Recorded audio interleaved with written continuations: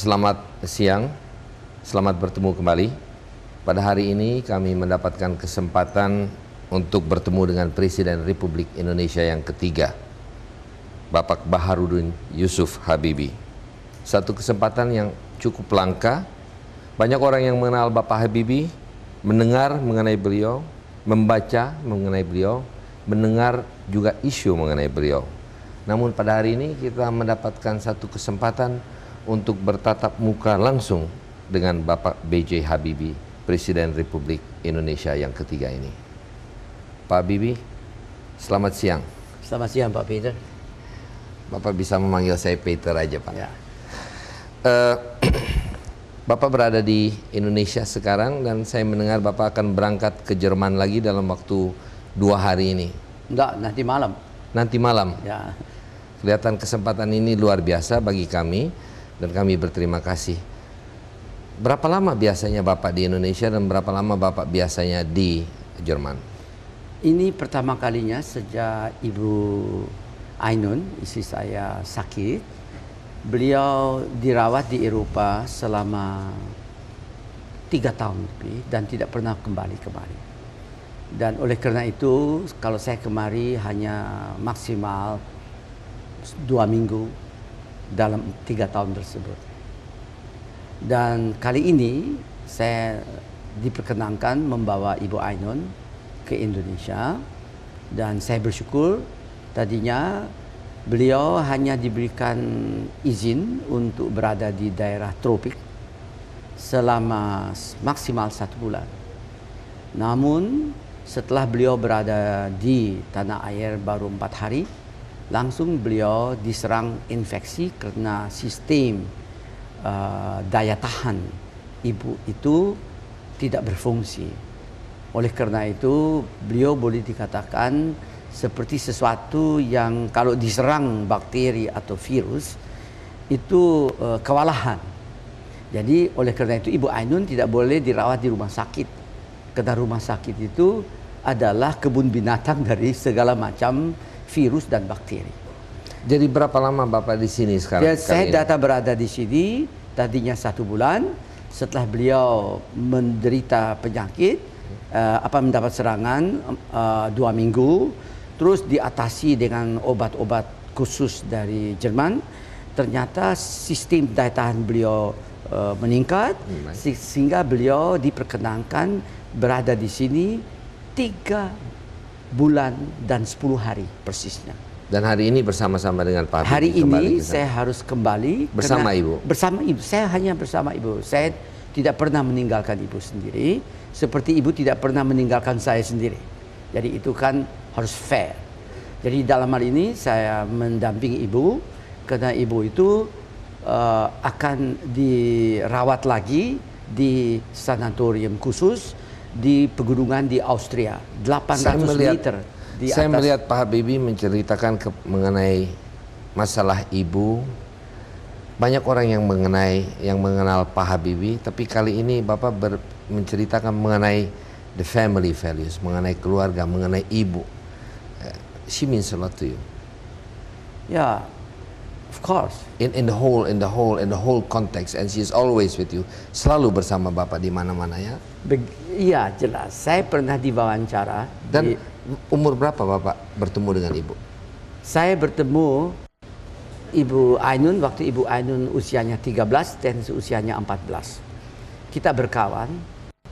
Beliau, di mana? Di Bandung.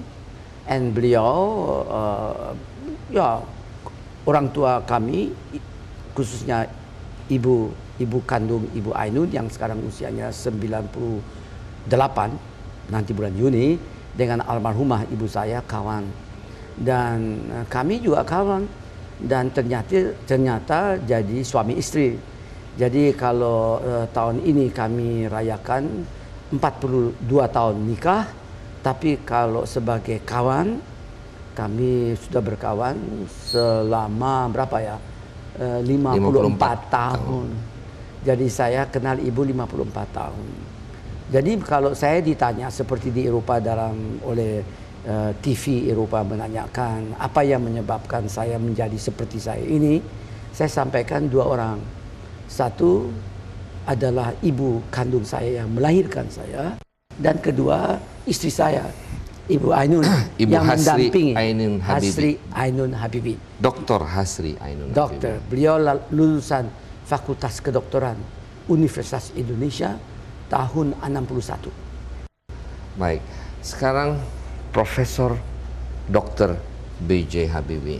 Banyak yang mengetahui Profesor Dr. B.J. Habibie. Profesor atau dokter dalam bidang apa? Mungkin Bapak bisa menjelaskan sedikit mengenai pendidikan background Bapak. Ya, saya tamat SMA di Bandung. Lalu saya diterima yang sekarang namanya ITB. Sejak saya di ITB baru 6 bulan, saya mendapat kesempatan atas biaya keluarga saya, bukan pemerintah, biaya keluarga saya, ibu saya, khususnya ibu saya, membiayai saya untuk dapat belajar di luar negeri.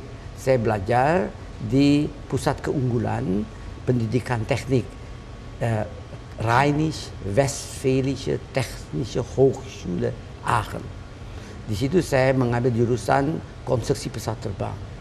Saya mendapatkan S1, kalau boleh dikatakan S1 atau kandidat insinyur tahun 57, dan saya menjadi diploma insinyur serahkan tahun 60. Usia saya itu sama dengan Master of Engineering, usianya 24 tahun, dan saya mendapatkan S3 Doktor Insinyur tahun 64. Usia saya September, usia saya waktu itu 28 tahun. Langsung saya masih mengajar 1 tahun sebagai asisten profesor di universitas mengajar konstruksi pesawat terbang, dan setelah itu usia umur 29 tahun saya masuk dalam industri pesawat terbang Jerman untuk merekayasa pesawat-pesawat terbang yang modern termasuk Airbus. Belajar. Bapak mengatakan pendidikan, belajar. Apakah itu memang merupakan sesuatu yang Bapak katakan penting buat diri saya? Apakah itu merupakan satu hobi? Atau itu merupakan sesuatu yang memang secara natural itu ada terhadap diri Bapak? Gini, kita harus lihat bahwa manusia itu sejak lahirnya mengalami suatu proses peningkatan nilai manusia tersebut. Badannya menjadi besar dan otaknya diberi isi, sehingga perilaku dari si bayi itu menjadi makin lama makin sempurna. Nah, proses meningkatnya nilai manusia itu kita bagi dalam 3. Satu yang saya namakan proses pembudayaan, berarti si bayi itu melekat pada ibunya atau orang tuanya dan keluarganya, diajarkan budaya orang tuanya. Kalau dia orang Jawa, ya budaya Jawa. Kalau orang Tapanuli, budaya Tapanuli. Orang Bugis, budaya Bugis. Itu bagus, indah. Sehingga perilaku yang bersangkutan itu sangat menyenangkan karena dia berbudaya. Namun yang lebih penting dan tidak kalah penting dalam proses pembudayaan itu adalah ajaran agama. Agama apa saja? Apa agama Islam, apakah Kristiani, apakah agama Hindu, Buddha, atau Yahudi, sama saja. Karena tidak ada agama yang tidak mengajarkan pada manusia ialah hidup dalam kedamaian. Jadi tolok-tolok ukur moral dan etik yang ditempa menjadi tolok ukur manusia itu adalah kontribusi sumbangan dari agamanya masing-masing. Jadi manusia yang kita harapkan ada manusia yang perilakunya sangat berbudaya dan dia tidak halalkan semua karena dia mengenal tolok-tolok ukur moral dan etik. Itu satu. Kedua, proses nilai tambah